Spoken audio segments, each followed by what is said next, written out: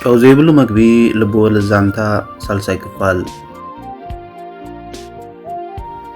ሳሮን ነቲ ናይ ዮናስ እምባደ ተዓዘበት። እዚ እውን ከምቶም ካልኦት ኣእዳዊ ምስ ረኣየ ዳሓንኩኒ ኢሉ ክርሕቀኒ ብምባል እተን ፍሩያት ይዕንታ ንብዓት ናብ መዕጉርታ ክሰዳ ጀመራ። ዮናስ ግን ኣእዳው ቀስ ኣቢሉ ካብ ጣውላ ብምልዓል ዓባይ ተኢዱ ናብቲ ብንብዓት ዝተርከሰ መዕጉርቲ ሳሮን ሰሪዱ ንብዓታ ክደርዘላ ጀመረ።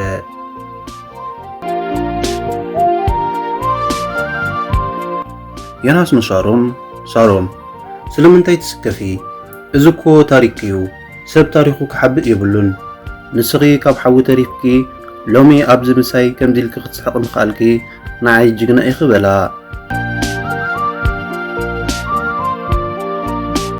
ሳሮን ካብቲ ዝገመተቶ ወፃኢ ዝኾነ መልሲ ስለ ዝረኸበት ንመጀመርያ ግዜ ናይ እፎይታ ስምዒት ተሰምዓ። እቲ ኣብ መንጎ ክልቲኦም ዝነበረ ናይ ጓና መንፈስ ጠፊኡ ናይ ሓቀኛ ዓልክነትን ፍቕርን ሃዋህው ሰፈነ። ካብታ መዓልቲ እቲኣ ጀሚሮም ዮናስን ሳሮንን ዘይነፃፀሉ ኮኑ። ዮናስ ብዛዕባ ሳሮን ዝነበሮ ኣረኣእያ ካብቲ ኣብ ፌስቡክ ዝሪኦ ላይክ ናብ ልባዊ ፍቕሪ ተቐየረ።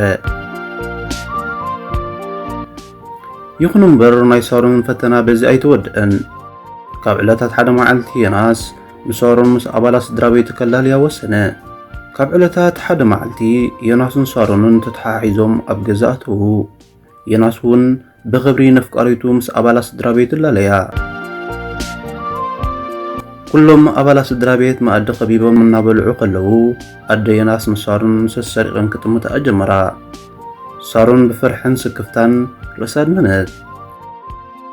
ዮናስ ብወገኑ ኣደይ ሕጂ ሓደ ነገር ትዛረብ ብምባል ልቡ ከተንፈትፍት ጀመረት። አንደበት ኣደ ዮናስ ገጸ ናብ ሳሮን ጠወያ።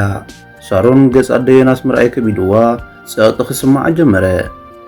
ኣደ ዮናስ ንኽትዛረብ ጎረራ ኣፅሪቃ ብምባል ዛጓለይ ሓንቲ ሕቶ ዶ ክሓተኪ በለት ኣደ ዮናስ። ሳሮን በስክፍታ ተዋሒጣ ፀገም የለን ኣደ ሕተትኒ በለት። ዮናስ ወደይ ንመጀመርያ ግዜ ሞባይሉ ከይጥፍአ ምሳኺ ክዕልል ጸኒሑ። ኣብ ግዜ መኣዲ እውን ፀጋማይ ኢዱ ሞባይል የማናይ ኢዱ መግቢ እዩ ዝሕዝ ነይሩ። ወረንታይ ዝበለ ድግምቲ ክገይር ኩሉ ሕልፍ ሓሊፎ ኣብ ግዜ መኣዲ እውን ሰላምታ ብመልእኽቲ ብመሰጂ ዝሰደልና ነይሩ ኢላ ነቲ ዝነበረ ወጥሪ ብሰሓቕ ቀየረቶ። ይኹን እምበር እቲ ዝዓበየ ፈተና ገና ብሕጂ ዘሎ። ድሕሪ ዝተወሰነ ደቓይቕ ዮናስ ንሳሮን ናብ ገዛ ኣፋነቓ። ዮናስ ኣብ ገዝኡ ተመሊሱ እቲ ምስ ሳሮን ዝፀሓሕፎ ዝነበሩ ቴክስት የንብብ እሞ ሃንደበት ካብ ሳሮን ቴሌፎን ተደወሎ። የኒ ግድን ክንራኸብ ኣለና፣ ሓደ ዓብዪ ምስጢር ክነግረካ ደልየ ኣለኹ በለቶ። ድምፃ እውን ከም ናይ ቀደም ሕጉስቲ ነበረትን። ጨው ዘይብሉ ምግቢ ልበ ወለድ ዛንታ 4ይ ክፋል ይቕፅል።